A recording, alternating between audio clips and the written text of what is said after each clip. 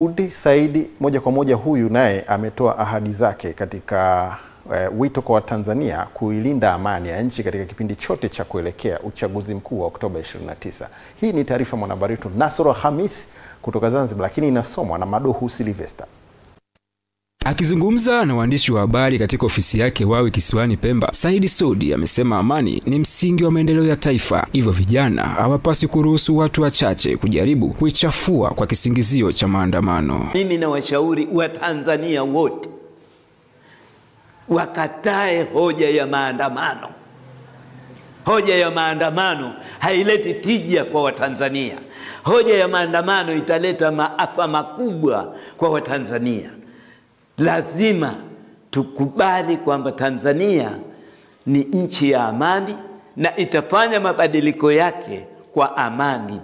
Tusubiri uchaguzi umalize, tuingie katika mchakato wa kudai katiba mpya. Aidha, mgombea huyo ameziomba serikali zote mbili, serikali ya Jamhuri ya Muungano wa Tanzania na serikali ya Mapinduzi ya Zanzibar, kuchukua hatua za kisheria dhidi ya yeyote atakayejaribu kuvuruga amani ya nchi. Lakini vile vile ningechukua nafasi hii kumwambia Rais wa Jamhuri ya Muungano wa Tanzania, kumwambia Rais wa serikali ya Mapinduzi ya Zanzibar kwamba hatutaki kuona damu inamwagika nchi hii ya Tanzania. Tunataka kuona amani na utulivu.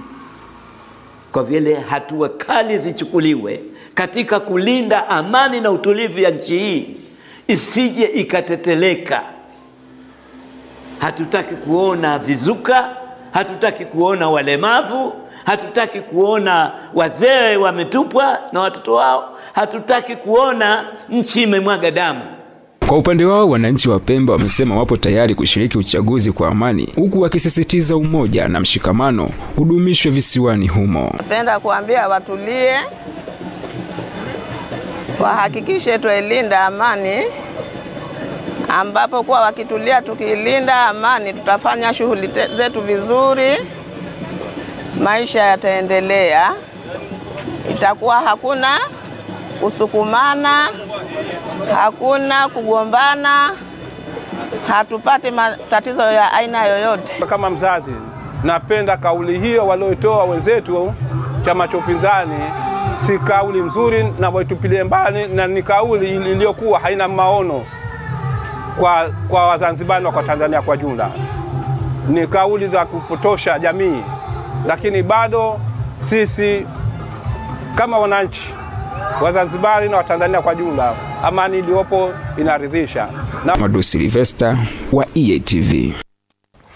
Nataka nikuambia kwamba mheshimiwa mgombea huyu wa Zanzibar kule visiwani, yeye ndo aliahidi kwamba atapunguza size ya vitanda kutoka 6 kwa 6.